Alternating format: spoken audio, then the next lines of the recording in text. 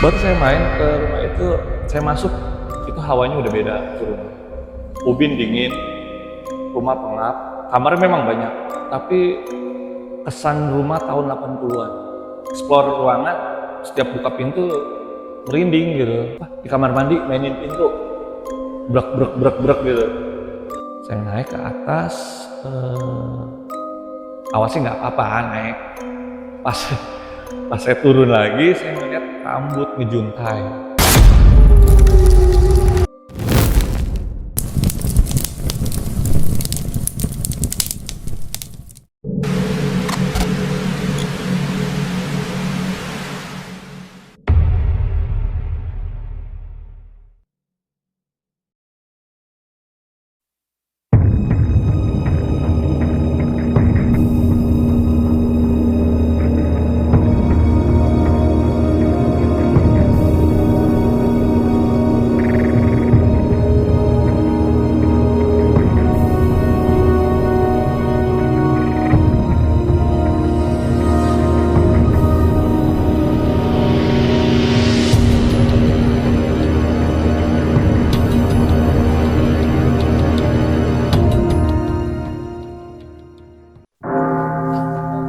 Assalamualaikum warahmatullahi wabarakatuh. Berjumpa lagi bersama saya di channel Tangisan Malam. Pada kesempatan kali ini saya sudah bersama narasumber dengan Pak siapa nih? Pak Rahmat. Rahmat. Oke. Pak Rahmat ini orang jauh dari Jakarta. Kebetulan saya kenal dulu bekas atasan saya dulu di satu perusahaan. Kali ini mau cerita apa nih, Pak Rahmat? Saya pengen bercerita hari ini tentang apa ya yang sering diucapkan apa orang-orang yang sering ya dibilang tentang wilayah yang sering dijadi guyonan ya di orang-orang, itu daerah Tomang, Jakarta. Nah kebetulan saya tinggal di situ dari kecil. Nah saya akan bercerita tentang di mana tempat saya tinggal. Memang ada cerita rakyat dulu tentang Tomang tuh seperti apa gitu, intinya seperti itu sih. Jangan berlama-lama, ini dia ceritanya.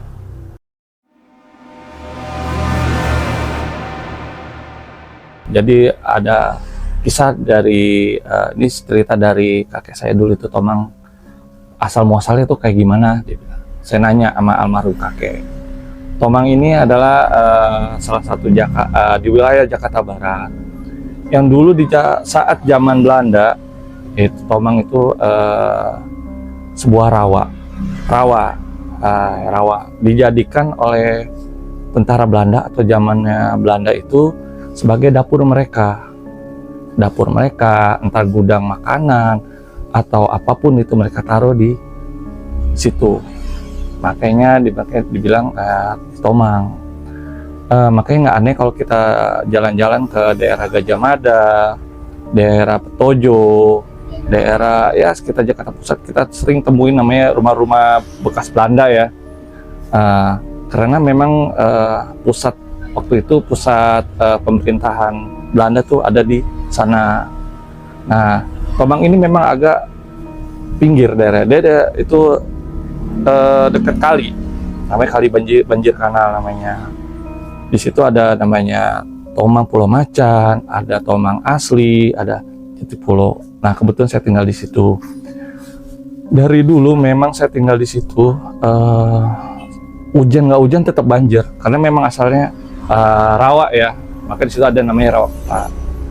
Nah di situ saya cerita, saya tinggal di tahun 60, kaki saya di situ. Di situ sempat ada rumah satu. Rumah ini memang dari zaman Belanda. Kakek saya pindah rumah, beli rumah beliau di situ dari tahun 70-an. Dan itu memang masih kondisi belum ada rumah, cuma itu aja, hanya beberapa rumah aja, masih dihitung sama jari. Rumah pertama sih sebelum kakek saya pindah ke situ. Nah, Di rumah situ sampai makin lama makin penuh ini penduduknya. Nah, ya kan. Nah, rumah itu dialihfungsikan jadi studio musik atau les privat musik lah. Di tahun 90, saya lupa ingat, kurang lebih 94 atau 95. Nah, asal muasal rumah itu memang peninggalan dari orang Belanda dulu. Dirombak bangunan lama, pokoknya bangunan lama di remake lagi atau dibenerin lagi sama orang yang belinya gitu. Nah, sekarang difungsikan lagi jadi sekolah musik. Nah, ceritanya di situ memang sering terjadi sesuatu yang apa ya, menurut saya di luar logika sih, pertama saya dua nalar. Kebetulan di situ penjaganya seorang wanita, saya masih ingat namanya Tante Selvi, masih ingat. Dia orang asli juga, tapi bukan dari situ, tapi orang luar juga, dekat Tomang juga. Dia tahu di situ dia jaga sendirian dari pagi sampai sore jam 5. Awal saya main kenal sama beliau itu karena ibu saya sering ngobrol gitu ya, main supaya diajak lah, namanya ibu-ibu ya, ngobrol main, kadang-kadang suka nemenin. Nama saya kan dulu Pebi namanya kan, kecil dulu ya, anak kecil, panggilan kecil lah. Pep, temenin tante ya di ini sendirian. Oh yaudah, nggak apa-apa. Baru saya main ke rumah itu, saya masuk, itu hawanya udah beda tuh rumah. Ubin dingin, rumah pengap, kamar memang banyak, tapi kesan rumah tahun 80-an. Pasti beda ubinnya. Adem. Di bawah, di depannya ada pohon mangga besar. Ceritanya saya main ke situ, awalnya saya nggak ngerasain apa-apa. Makin lama makin sini, makin ke dalam, saya makin explore ruangan. Setiap buka pintu merinding gitu, karena aneh gitu, tuh rumah aneh. Di luar panas kok di dalam dingin gitu. Nah, udah selang berapa hari saya ngobrol, main kedua kali saya sama ibu saya. Nah, namanya sekolah musik kan ada jam-jam tertentu les privatnya kan. Saya masuk, ada yang main drum itu kenceng banget main drumnya. Main drumnya kenceng sampai gimana ya, sampai mengira itu ada yang main waktu itu. Nanya, maksudnya, tante ini ada yang main nggak? Oh enggak. Nah itu siapa yang main? Awalnya tante ini cuman nyengir aja, karena dia udah tahu. Oh ya udah. Sering main, saya suka ada hal yang janggal di rumah itu. Ada yang main piano, ada yang main piano, drum, sampai ada yang di kamar mandi mainin pintu, brek gitu. Posisi itu nggak ada yang privat tuh, ya? Nggak ada. Itu jam 10. Privatnya itu orang-orang datangnya itu sekitar schedule-nya itu jam 11. Walaupun ada jam 10 itu jarang. Adanya di atas jam 10. Jam 9, jam 10 itu nggak ada sih. Di antara lewat jam 10 tuh 11 baru ada. Nah, saya penasaran kan ya. Oh ya udah. Saya buktiin, saya naik ke atas. Emang 2 lantai, satu lagi ada di rooftop. Ada. Di situ ada gudang besar. Emang itu isinya barang-barang studio ya. Nah, saya masuk, naik ke atas, tambah merinding. Merinding. Ini bangunan lama yang nggak pernah mungkin dari puluhan tahun orangnya nggak pernah tinggalin. Tahu dijadikan musik, tempat les. Nah di situ saya naik ke atas, saya explore sendiri waktu itu. Saya naik ke atas, awal sih nggak apa-apa naik. Pas saya turun lagi, saya ngeliat rambut ngejuntai di ruangan itu, kayak ada baju kayak orang lah gitu, nggak tahu lah, kayak orang duduk aja di bangku, rambutnya panjang. Nggak lama saya turun langsung ke bawah. Saya nggak sempet ngenegesin lah, udah bulu kuduk udah merinding aja. Udah beres lah. Udah nggak beres, saya bilang udah dinalar. Oh ya udah dah. Makin lama makin saya sering main situ, ya mungkin karena terbiasa ya, udah nggak aneh ya. Udah biasa dah. Itu kejadian semenjak rumah itu dibuka buat les. Nah itu berkejanggal. Akhirnya si teteh ini, Teh Selvi cerita. Pertama datang ke sini juga awalnya dia kaget. Dia sholat seakan-akan ini ruangan berisik kayak ada anak kecil, tapi nggak ada. Saat dia sholat ada yang lari di belakang, narik mukenanya gitu, yang jahilin gitu. Dia cerita makin tahun berapa bulan kemudian, baru sebulan, selang 2 bulan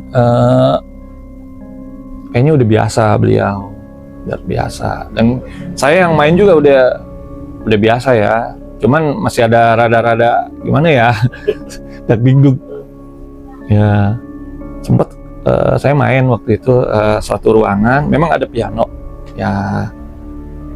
Saya iseng aja, namanya anak kecil ya, main aja lah gitu ya.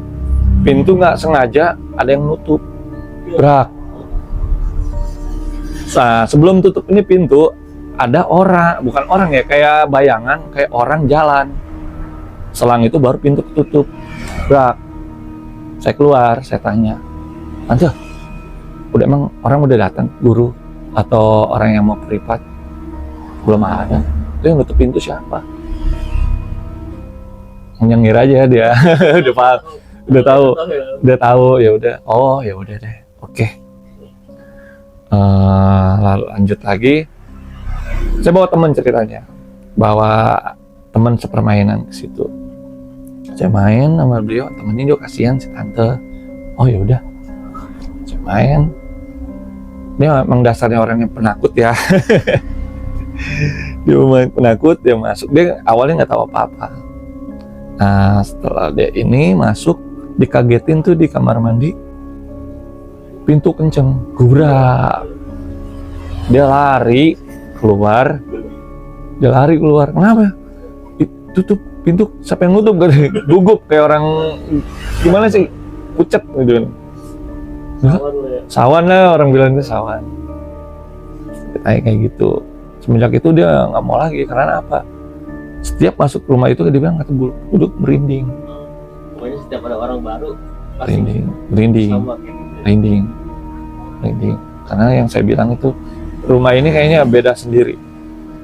Setiap masuk, ya lantainya dingin, hawanya juga dingin, serba dingin. Kayak namanya makhluk kan, tahu sendiri kan, sukanya yang jarang kena matahari, ya, selang kayak gitu. Ini kan kejadian di dalam rumah ya. Kejadian di luar rumah juga lebih dahsyat lagi. Oh, ada lagi. Nggak hanya di dalam rumah, di luar juga kadang-kadang yang penjaga rumah ini nih, maksudnya makhluk yang di dalam rumah suka jahil. Ada suatu cerita taksi. Dulu tidak ada namanya handphone. Tahun 90 nggak ada handphone, nggak ada apapun selain telepon rumah. Ceritanya itu ada taksi, saya nggak bisa nyebut taksi, warna terkenal lah pokoknya taksi paling mewah zaman dulu itu, premium, platinum lah pokoknya dipanggil. VIP lah pokoknya. Ceritanya dia nyampe itu, kalau kejadiannya saya pulang dari masjid. Emang jarak dari rumah ini ke masjid cuman 30 meter. Cuman berapa rumah lah, cuman 5 atau 7 rumah.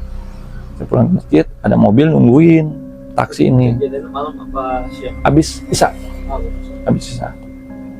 Dia nanya, Dek, ini benar Jalan Pulau Macan ini nomornya ini. Iya benar. Kenapa? Saya bilang, enggak, ini mau pesen, ada yang pesen taksi perempuan. Alamatnya mana? Ini sesuai, pelangnya ada. Emang ada pelangnya. Rumah itu yayasan itu ada pelangnya. Alamatnya benar, nomor teleponnya benar. Pokoknya udah nggak salah rumah itu lah. Rumah itu. Iya benar, saya bilang. Kenapa? Enggak, dia mesen taksi. Siapa yang mesen taksi? Sedangkan tante Selfie aja pulang jam 5. Setelah itu nggak ada apapun di dalam, udah kosong aja. Saya jelasin sama taksi, nggak percaya. Udah nggak ada orang di situ. Nggak percaya, dia tungguin sampai seberang rumah itu keluar, pembantunya keluar buang sampah. Nanya, Mbak, ini yang punya rumahnya mana? Mas mau ngapain, kata dia. Rumah ini mah jam 5 udah kosong. Ini kan las privat, kata dia. Masa sih? Bukan rumah pribadi. Bukan rumah pribadi. Sedangkan itu ada yang masuk malam-malam. Iya, enggak, saya ditelepon dari pusat katanya. Charteran atau ibarat kata ada panggilan buat ke sini, jemputan enggak, anterin. Cewek katanya. Enggak, kata dia. Tapi nonton teleponnya ini bener ini kan. Iya. Oh, ya udah deh. Dia telepon lagi pusat. Mungkin kalau zaman dulu kan nggak ada, pakai talkie-walkie dari mobil juga ada kan dulu taksi. Di taksi tuh ada namanya dulu zaman tahun 90 tuh ada Yawan. HT lah gitu kecil, nggak tahu namanya, saya udah lupa itu. Di kontak, benar kok itu, nomor teleponnya benar, ininya benar. Mungkin iseng atau gimana, ya nggak lama itu taksi balik kanan. Ngapain dia tunggu lama? Ngapain nunggu lama-lama rumah kosong. Tidak ada orang di situ.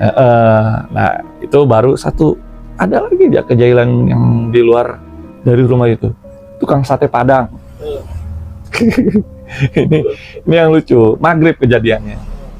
Ini tukang sate lewat jalan, ada yang manggil sate, tukang sate Padang kan sate, panggil, bang beli maghrib, suaranya samar-samar. Di area rumah situ. Berhenti. Nah kebetulan pembantu yang sebelah rumahnya lagi, bukan yang ini ya, ini kan yang depan tadi, yang taksi depan, ini samping rumahnya, yang dempet rumah dia, keluar buang sampah ceritanya. Nah tukang sate ini nanya, Mbak, manggil sate ya? Enggak, dia bilang. Enggak, saya dengar, kata dia. Bener? Iya. Langsung dia tahu rumah itu kosong kan, balik ke rumah saya. Kebetulan ada kakek, engkong lah kalau orang Betawi bilang engkong. Beh, kenapa dak? Itu rumah kosong. Iya, jam 5 ngapain pagi-pagi bilang situ, kata dia. Jam 5 mah udah kosong. Enggak, ada yang beli. Tapi gue panggil nggak ada, kata dia. Iya, lu panggil nggak ada, rumah yang kosong kok, jam 5 nggak ada. Masa sih? Iya. Waduh, karena jailin mungkin gimana, mungkin apa ya, sedikit penakut sih ya, juga takut nggak banyak basi, itu langsung jalan lagi. Seminggu dua hari dia nggak mau maghrib lewat situ, 3 hari nggak pernah mau maghrib lewat situ, muter lewat gang lagi. Iya, itu kejadian itu emang jahil. Bahkan dulu imam masjid Pak Haji maghrib juga, wah benar-benar ini dahsyat banget ini penghuninya. Dia maghrib lewat depan rumah, ya kan, Pak Haji tuh lewat. Nah lama balik lagi kan habis sholat Jumat kan, ini bareng ya. Saya duluan ke rumah, emang kebetulan di rumah lagi warung, emang warung lah, saya buka warung, nenek buka warung kecil lah, nongkrong ya kan habis maghrib. Pak Haji keluar lewat, berhenti lagi di warung. Dia bilang, apa Pak Haji bilang, katanya ngomong ke kakek ya, ke engkong, Beh, parah tuh rumah, kata dia. Kenapa? Gua disucuitin, kata dia. Ada yang Sucuitin, kata dia. Nggak ada orang. Dia tahu, cuman kan keterlaluan banget, keluarin maghrib, gua lagi mau ke masjid disucuitin, kata dia. Diapain emang, Haji? Gitu. Suaranya di situ. Iya. Emang Pak Haji itu marah lama ya, udah nggak tekbal. Cuman ini terlalu ekstrim banget maghrib. Soalnya kenapa nggak ada di lingkungan itu tuh maghrib udah sepi karena memang kebanyakan waktu itu di daerah saya Tomang itu kebanyakan orang non muslim. Dari 100 yang non muslimnya itu 75%, yang muslimnya itu 25%. Jadi kemungkinan besar sih pada di dalam rumah, nggak mungkin ada di jalan. Itu kebanyakan orang-orang yang dijailin. Nggak sampai berlanjut, sampai fisik pun mereka lakuin. Ceritanya kan di warung, saya kan ada warung, saya bilang. Kita ngobrol itu ada, mungkin kalau orang bilang tetangga ngopi atau ngobrol gitu kan, cerita-cerita. Mungkin sampai jam 10:30 waktu itu memang kondisinya malam Jumat sih, memang kondisi malam Jumat. Di situ memang saya bilang kan di situ itu ada pohon mangga, buahnya emang lebat. Di dalam halaman itu rumahnya, mangganya tuh benar-benar lebat, hampir 100% tuh buah semua memang, buahnya memang benar-benar banyak lah di pohon mangga itu. Ngobrol ceritanya di warung, ya namanya orang nongkrong gimana sih kita anak muda kan. Itu nggak tahu kenapa tuh mangga ada yang dilempar, bener-bener dilempar, bukan kalong, bukan codot atau apapun, dilempar itu kena warung atasnya, jeduk. Wah, apaan tuh? Dilihat jatuh kan mangganya kan, gelinding. Kok ada mangga? Dibilang. Jaraknya jauh. Jaraknya itu kalau nggak salah 10 meter, 15 meter, 20 meter, ya 15 meteran lah. Jaraknya jauh lah. Nggak terlalu jauh. Kayak nimpuk. Ini mah timpuk, bukan codot. Kenapa? Bukan codot atau kalong. Kalau binatang kelelawar pasti makan buah yang matang kan? Iya betul. Ya kan? Itu masih utuh, masih bengkal. Nggak mungkin kalong. Mau ngerujak tuh kalong malam-malam. Ya kan, masih bengkal. Oh ya, kalong kali setinggi nggak lama. Lanjut ngobrol, selang berapa menit dilempar lagi. Ini nggak kena ke warung, langsung ke badan yang nongkrong.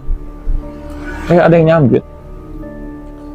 Dikejar, nggak ada siapa-siapa. Bener kan saya bilang, mayoritas rumah saya itu waktu itu habis maghrib udah sepi, nggak ada siapapun. Karena kebanyakan orang pekerja semua waktu itu. Kebanyakan orang-orang, ya saya bilang itu di situ habis sisa aja, habis maghrib aja udah sepi. Tahun 90-an tuh benar-benar masih sepi lah, masih sepi. Hawanya beda, nggak kayak sekarang.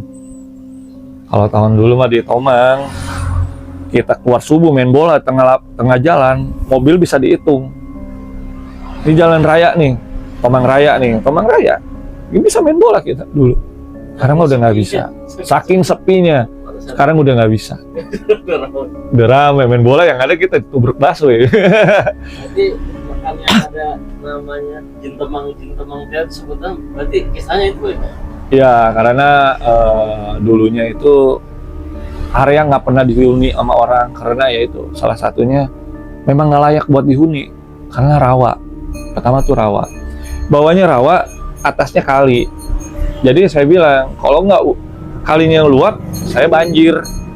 Kiriman dari Bogor nih, misalnya hujan di Bogor, pasti ngelewatin banjir kanal.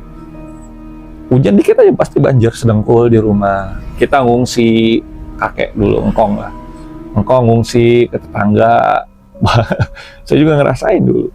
Hujan dikit pasti banjir. Oh banjir no. Banjir udah siap dah, barang dinaikin. Dulu masih tahun 2000 masih suka banjir. Masih parah kalau lagi hujan curah gede pasti banjir. Alam kan nggak bisa dilawan. Alam tuh nggak bisa dilawan, nggak bisa dikendaliin. Itu makanya dulu Tomang itu orang bilang katanya, lu kayak jin Tomang lah, tempat jin buang anak. Emang real kayak gitu. Karena dulunya rawa. Di sana ada Tomang asli, itu benar-benar datarannya tinggi. Kalau saya kebetulan datarannya rendah, karena saya rawa. Makanya sekarang kalau di Google ada namanya Jalan Rawa Kepak, ada lagi Jalan Tomang Pulau Macan, ada namanya Jati Pulo, Tomang Tinggi. Nah itu namanya Tomang. Nah, tomang ini yang saya bilang asal muasal dari zaman Belanda. Tomang itu ada dapur. Nah, dapurnya Belanda adanya di Tomang. Kenapa si Belanda ini naruh bahan-bahan di Tomang? Dia mau misalnya ada orang jahat itu ngerampok, masa dia kudu berenang dulu ke rawa. Nah, maka dia taruh di situ. Dia pintarnya orang Belanda tuh gitu. Nah, kita nggak aneh, makanya di daerah Jakarta Pusat kita nemuin bangunan-bangunan lama kayak Kota Tua kan, Kota Tua, bangunan BNI. Coba dah main-main ke daerah Petojo, pasti kita masih nemuin rumah tahun 90-an gitu. Oke, lanjut lagi. Balik lagi ke rumah nih. Ini rumah memang aduh, bahkan saya sendiri juga bingung. Sering main tapi masih suka dijailin. Pernah sekali juga pulang ngaji waktu masih kecil lah, masih 8 tahun hampir 10 tahunan, 9 tahunan. Pulang dari masjid kita berempat, saya teman saya tiga jadi berempat. Ceritanya saya mau main ke rumah teman saya, emang tetangga rumah saya lewatin itu rumah. Memang di garasi itu memang ada garasi mobil lawas lah, kijang super lah. Saya lewat, mobil lampunya ngedim. Mobil tahun 80 nggak mungkin kan? Koslet kali ya, koslet. Tapi kok koslet? Kedip sendiri gitu. Iya, kedip-kedip sendiri. Masa sih ada central lock mobil tahun 80? Keren, nggak mungkin kan? Nggak kayak mobil sekarang. Logikanya gini, ini mobil udah lama nggak dipakai. Dari saya datang sampai berbulan-bulan, ini mobil nggak pernah keluar. Di situ. Sampai bannya kempes tetap di situ. Ya, didim, cetek-cetek lah. Kita kan berempat penasaran kan? Siapa yang nyalain ya? Saya longok. Emang ngintip sih, memang posisinya agak susah. Tapi bisa dilihat kondisinya itu kendaraan mobil itu. Saya lihat. Saya manjat pagar kan ketutup fiber kan. Saya naik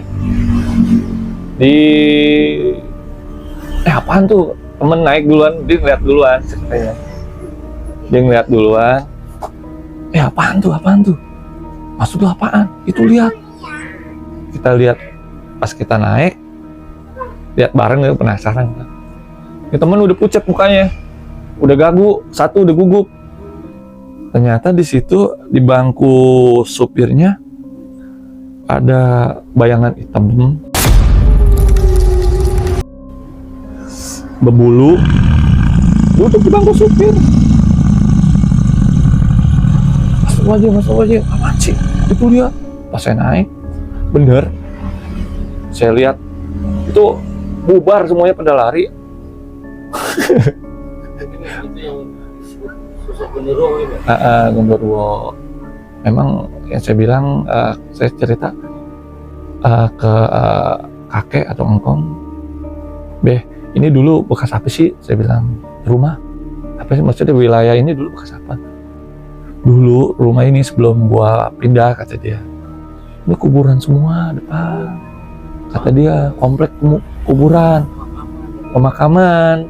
Itu pemakaman. Dulu yang rumah itu kan, iya itu pemakaman. Nah rumah kita di bawahnya, makanya sering kebanjiran, dia bilang. Waktu itu digali-gali tuh ya? Iya, jadi rumah. Itu nggak tahu juga itu dari zaman apa, pokoknya rumah itu udah lama, rumah paling lama di situ. Kan sering direnov kan, jadi rumah dari ini berapa kali renov lah, jadi rumah itu kayak gitu. Fondasi lama, pantes itu rumah dingin amat, beda banget sih. Saya bilang gitu. Jadi hunian ya, cuma jadi tempat privat doang ya? Iya, nggak jadi hunian, nggak berani mungkin dijadiin komersil nih. Wah, pinter nih. Aduh. Nah, semenjak itu tuh jadi apa ya? Jadi salah satu rumah yang paling ikonik di situ. Rumah nggak ada dua, paling jahil tuh rumah itu. Dari tetangga-tetangganya mereka awalnya jadi takut, jadi udah biasa. Udah biasa. Jahil atau gimana? Kalau yang baru pasti. Iya, ada pernah. Ini tetangga dia saudaranya. Ini kan mangganya udah berbuah. Dia mau metik ceritanya. Dia ini tante Selfie bilang, boleh ambil, tapi jangan banyak. Oh. Yang banyak-banyak ya, dia bilang gitu. Yang banyak-banyak 3 karung diambil. Aduh, dia bilang gitu. Nggak, kita nggak nyesel barang itu diambil, cuman kan janganlah gitu, nggak etis lah. Tahu-taunya setelah metik tuh 3 karung, saya masih ingat hampir 3 karung. Besokannya dengar kabar dia sakit, kagak bangun seminggu. Karena dia metik pohon itu. Kan udah dibilang mantan jangan ambil ya. Kita aja nih yang mau makan, nih kita yang makan yang di bawah nih. Sering nongkrong kan, sering ngerujak atau gimana. Nunggu mangga jatuh. Oh jatuh itu tandanya mateng.